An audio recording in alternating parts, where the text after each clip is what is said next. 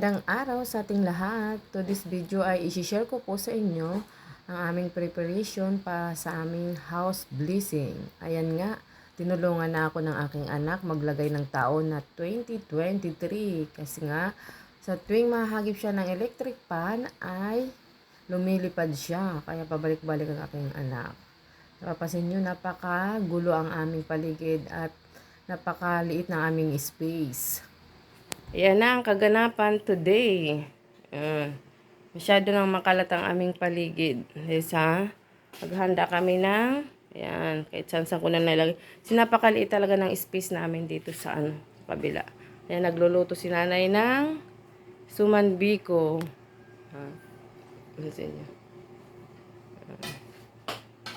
Time check tayo ay alas na. Kailangan matapos kami ng mga 9. Kasi nga 9:30 dapat masundo namin sa father. Kasi pag hindi namin nasundo ng 9:30 sa church, meaning kansilado po ang aming house blessing, diba? Kaya abangan nyo po ang susunod na kaganapan mamaya. Dahil magluluto muna kami para sa sa aming panghanda mamaya sa aming mga bisita. Ayan, nagsaing ako, nagsisimula na ako magluto. Yan naman ay kalderitang manok. Patsambang luto. Kasi hindi talaga ako marunong magluto.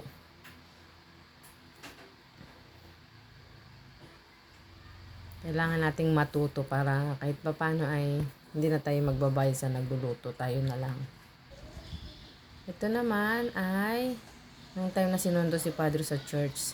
Nagantay sila ng ilang minuto dyan kasi nasa unang appointment pa daw si Padre.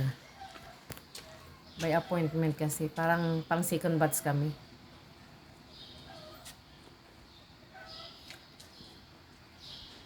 Mas maganda pa rin yung maaga kaysa malate. Kasi pag na-late kami, automatic cancel. Papuri sa iyo, Panginoon. Pumasok si Jesus sa Jericho at naglakad sa kabayanan. Doon may isang mayamang puno ng mga publikano na nagngangalan sa kanya. At pinagsikapan niyang makita si Jesus upang makilala kung sino ito. Ngunit siya ay napakapandak at dahil sa dami ng tao, hindi niya makita si Jesus. Kaya't patapo siyang nagpauna at umakyat sa isang puno ng sikomoro upang makita si Jesus na magdaraan doon. Pagdating ni Jesus sa dakong iyon, siya ay tumingala at sinabi sa kanya, "Sa kayo bumaba ka agad sapagkat kailangan kong tumuloy ngayon sa bahay." Nanay, simula pa kahapon. Yan. Happy birthday sa aming papa at saka house blessing na din. Sana more blessings to come sa aming family.